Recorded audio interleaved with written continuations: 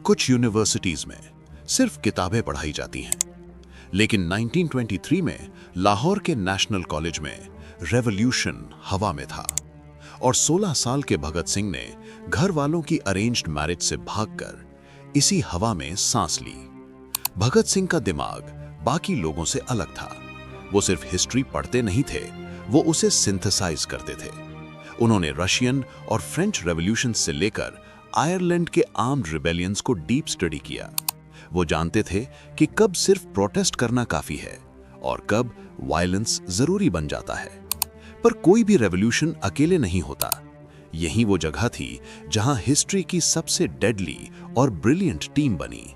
सुखदेव, जो उनके ideological twin थे, भगवती चरण वोहरा, जो इनके मास्टर थ्योरिस्ट थे, और चंद्रशेखर आजाद। भगत सिंह दिमाग थे तो आजाद उनका बाजू थे।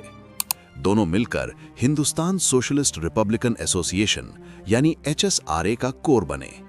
लेकिन किताबों की थ्योरी और रियल दुनिया की आग में बहुत फर्क होता है और ये थ्योरी बहुत जल्द टेस्ट होने वाली थी, लाहौर की खून से सनी सड़कों पर। अक्टूबर 1926, दुशहरा मेला। लाहौर की भीड़ में अचानक एक बॉम्ब फटता है। पुलिस तुरंत एक 19 साल के लड़के को गिरफ्तार करती है। यह भगत सिंह की पहली अरेस्ट थी। हालांकि सबूत न होने की वजह से उन्हें छोड़ दिया गया, पर इस इंसिडेंट ने एक बहुत बड़ा पॉलिटिकल सवाल खड़ा कर दिया। उस वक्त पंजाब कम्युनल दंगों में चल रहा था। ब्रिटिश गवर्नमेंट की डिवाइड एंड रूल पॉलिसी अपना काम कर रही थी, पर 19 साल के भगत सिंह इस ट्रैप के आर पार देख सकते थे।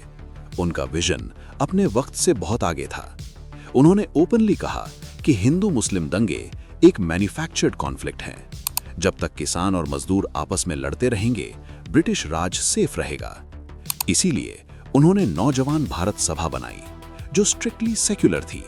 वो जानते थे कि यूनाइटेड इंडियंस कॉलोनियल रूल के लिए सबसे बड़ा खतरा है। ब्रिटिश रिकॉर्ड्स ने उन्हें एक कोल्ड ब्लडेड टेररिस्ट का टैग दे दिया, लेकिन इस हार्ड एक्सटीरियर के पीछे एक ऐसा इंसान छिपा था जिसका मोहब्बत को लेकर नजरिया आपको पूरी तरह हैरान कर देगा।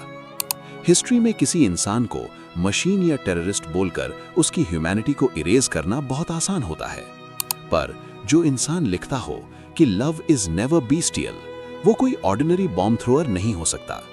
यह हिस्ट्री का एक बहुत बड़ा मिथ है कि भगत सिंह के पास कोई फीलिंग्स नहीं थी। उन्होंने अरेंज्ड मैरिज इसलिए रिजेक्ट नहीं की क्योंकि उन्हें प्यार से नफरत थी। उन्होंने सेलेबसी इसलिए चुनी क्योंकि उनका प्यार किसी एक इंसान के लिए नहीं, अपने देश की आजादी और यहाँ के लोगों के लिए था। वो जेल में शेक्सपियर पढ़ते थे, अपने पिता की सेहत की फिक्र करते थे। उन्होंने सिर्फ 23 साल की उम्र में अपनी पर्सनल खुशी, अपना फ्यूचर, सब कुछ कॉज के लिए ट्रेड कर दिया। उन्हें इस सैक्रिफाइस का पूरा एहसास था, लेकिन देश के लिए उनका ये डीप लव एक अनस्टॉपेबल गुस्से में बदल गया जब 1928 में ब्रिटिश एम्पायर ने एक ऐसी गलती की जिसने पूरे हिंदुस्तान को हिला कर रख दिया। बदला, एक छोटा सा वर्ड, लेकिन जब कोई 21 साल का नौजवान अपने हीरो को सड़क पर लाठियों से पिटते हुए मरता देखे तो ये वर्ड बहुत हैवी हो जाता है। 1928 में साइमन कमीशन के खिलाफ प्रोटेस्ट करते हुए लाला लाजपत राय पर ब्रिटिश एसपी जेम्स स्कॉट ने ब्रूटली लाठीचार्ज करवाया, जिससे उनकी डेथ हो गई। भगत सिंह, राजगुरु और सुखदेव ने कसम खाई, जेम्स स्कॉट को मारना होगा। 17 दिसंबर 1928, लाहौर की सड़कें। टारगेट लॉक्ड था, लेकिन एक मैसिव इंटेलिजेंस मिक्सअप के कारण उन्होंने स्कॉट की जगह डीएसपी जॉन पी सॉन्डर्स को गोली मार दी। अब पूरी ब्रिटिश पुलिस उनके पीछे थी और यहां होती है हिस्ट्री की सबसे डेयरिंग एस्केप।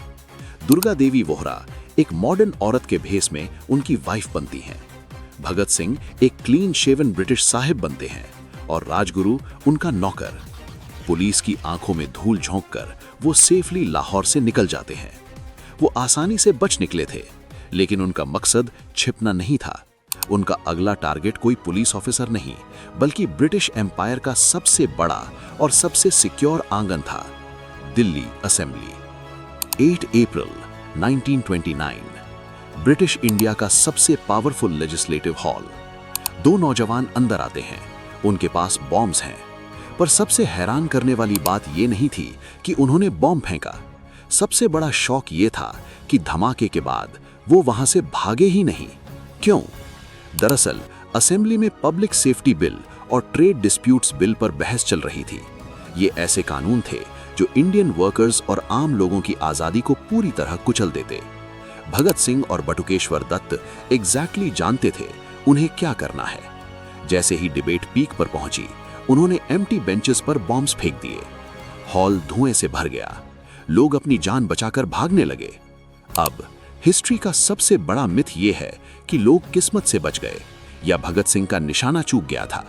सच्चाई ये थी कि वो बॉम्ब्स डेलिबरेटली लो इंटेंसिटी बनाए गए थे। उनका मकसद किसी की जान लेना नहीं था। जैसे उनके फेंके गए उन पैम्फलेट्स पर साफ लिखा था, बहरों को सुनाने के लिए एक बहुत बड़े धमाके की जरूरत होती है। धमाके के बाद रास्ता बिल्कुल साफ था। वो आसानी से भाग सकते थे। सोचो, जो HSRA पहले लाहौर से सॉन्डर्स को मारने के बाद इतनी सफलता से निकल सकती थी, वो यहां से क्यों नहीं भागी? क्योंकि भागना उनका प्लान ही नहीं था। वो वहां खड़े रहे और इंकलाब जिंदाबाद के नारे लगाते रहे जब तक उन्हें अरेस्ट नहीं कर लिया गया। भगत सिंह सिर्फ एक रेवोल्यूशनरी नहीं थे, वो एक ब्रिलियंट पॉलिटिकल स्ट्रैटेजिस्ट थे। वो जानते थे कि अरेस्ट होने के बाद कोर्ट उनका सबसे बड़ा स्टेट बनेगा, ट्रायल कवर होगा और उनकी आवाज पूरे इंडिया और इंटरनेशनल प्रेस में छपेगी। ये कोई आम बॉम्ब ब्लास्ट नहीं था, ये एक मास्टर क्लास पॉलिटिकल थिएटर था जिसने ब्रिटिश लीगल सिस्टम को दुनिया के सामने एक्सपोज कर दिया। अगर आपको भगत सिंह का ये intellectual genius side history books में नहीं पढ़ाया गया, तो वीडियो को एक लाइक जरूर करें और चैनल को सब्सक्राइब करें।